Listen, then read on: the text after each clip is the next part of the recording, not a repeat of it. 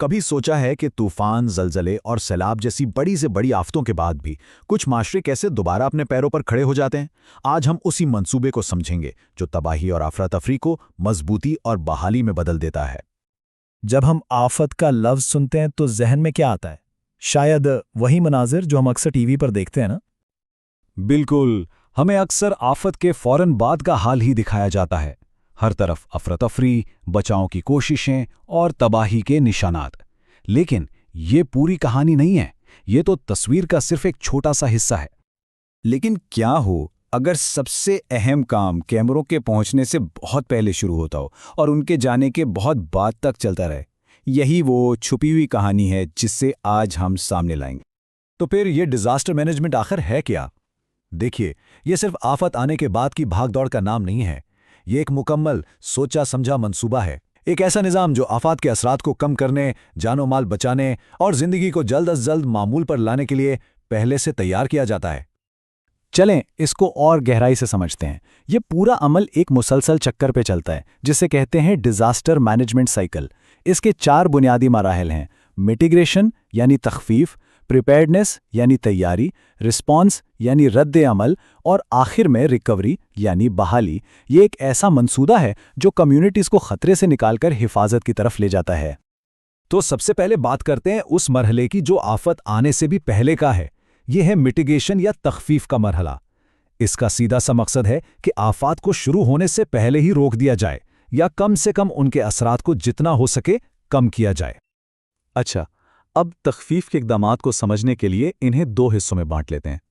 ایک ہیں اسٹرکچرل اقدامات یعنی ٹھوس تعمیرات، جیسے ڈیم بنانا، سائیکلون سے بچاؤ کے لیے شیلٹرز یا زلزلہ پروف عمارتیں کھڑی کرنا۔ اور دوسرے ہیں نان اسٹرکچرل اقدامات یعنی پالیسیاں اور قانون سازی، جیسے بلڈنگ کوڈز کا نفاذ، زمین کے استعمال کی بہتر منصوبہ بندی اور عوامی آگاہی مہم چلانا۔ اس کی ایک زبردست مثال 2001 کا گجرات کا زلزلہ ہے۔ اس تباہ کن زلزلے کے بعد وہاں کی حکومت نے زلزلہ پروف عمارتوں کے لیے لازمی قوانین نافذ کیے۔ اس ایک فیصلے نے نہ صرف مستقبل کے خطرات کو بہت حد تک کم کر دیا بلکہ پورے ملک کے لیے ایک نیا معیار بھی قائم کر دیا۔ چلیں اب اگلے مرحلے پر چلتے ہیں۔ میٹیگیشن کے بعد آتا ہے تیاری کا مرحلہ یعنی پریپیئرڈنس۔ اس کا مطلب ہے بدترین صورتحال کے لیے پہلے سے پوری طرح تیار رہنا۔ تیاری کا مطلب ہے ہر سطح پر تیار ہونا۔ اس میں کیا کیا شامل ہے؟ خطرے کی پہلے سے اطلاع دینے والے سسٹم بنانا، لوگوں کو محفوظ جگہوں پر منتقل کرنے کے منصوبے، ہنگامی سامان کا ذخیرہ کرنا، اور سب سے اہم باقاعدہ مشقیں اور ٹریننگ، تاکہ ہر کسی کو پتا ہو کہ مشکل وقت میں کیا کرنا ہے۔ 12 لاکھ، ذرا اس عدد کے بارے میں سوچیں۔ یہ کسی بڑے شہر کی پوری آبادی ہو سکتی ہے۔ یہ ایک ایسا نمبر ہے جو ہمیں تیاری کی اصل طاقت دکھاتا ہے۔ اور یہ نمبر ہے ان لوگوں کا جنہیں 2019 میں سمندری طوفان فانی کے اڑیسہ سے ٹکرانے سے پہلے محفوظ مقامات پر منتقل کیا گیا۔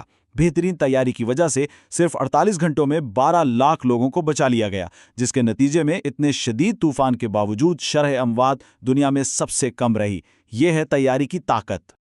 تو یہ تو ہوئی آفت سے پہلے کی بات۔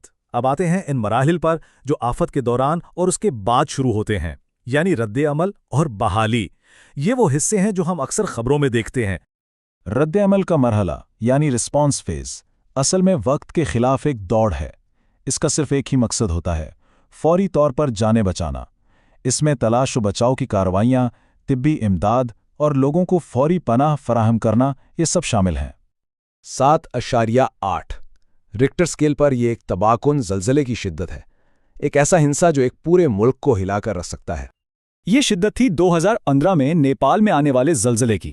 اس کے بعد ایک بہت بڑا بین الاقوامی رد عمل سامنے آیا جس نے بلا شبہ ہزاروں جانیں بچائیں، لیکن اس نے یہ بھی دکھایا کہ مشکل اور پہاڑی علاقوں میں اداروں کے درمیان رابطہ کاری اور سامان کی ترسیل کتنی بڑی چنوتی بن سکتی ہے۔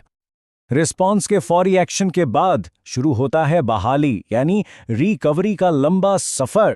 اس کا مقصد صرف ٹوٹی ہوئی چیزوں کی تعمیر نو نہیں بلکہ زندگی کو واپس معمول پر لانا ہے۔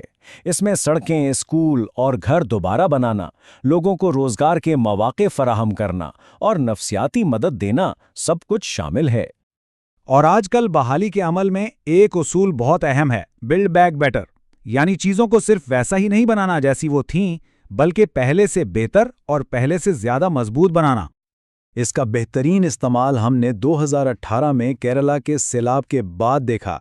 وہاں کی حکومت نے اسی اصول کو اپنایا۔ انہوں نے نہ صرف تباہ شدہ انفراسٹرکچر کو دوبارہ تعمیر کیا بلکہ اس سے پہلے سے زیادہ مضبوط اور آفات سے محفوظ بنایا، اور اس پورے عمل میں مقامی کمیونٹی کو بھی شامل کیا۔ تو یہ جو پورا چکر ہم نے دیکھا میٹیگیشن سے لے کے ریکوری تک، یہ ہمیں ایک ہی منزل کی طرف لے جاتا ہے، اور وہ منزل ہے ریزیلینس، یعنی لچک اور مضبوطی پیدا کرنا۔ یاد رکھیں، مؤثر ڈیزاسٹر مینجمنٹ صرف زندہ بچ جانے کا نام نہیں ہے۔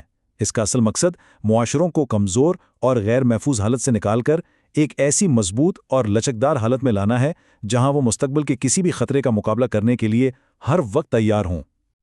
اور آخر میں ایک سوال جو ہم سب کے لیے ہے، ہماری اپنی کمیونٹیز کسی ممکنہ آفت کے لیے کتنی تیار ہیں؟ اس سوال پر غور کرنا ہی تیاری کی طرف پہلا قدم ہے۔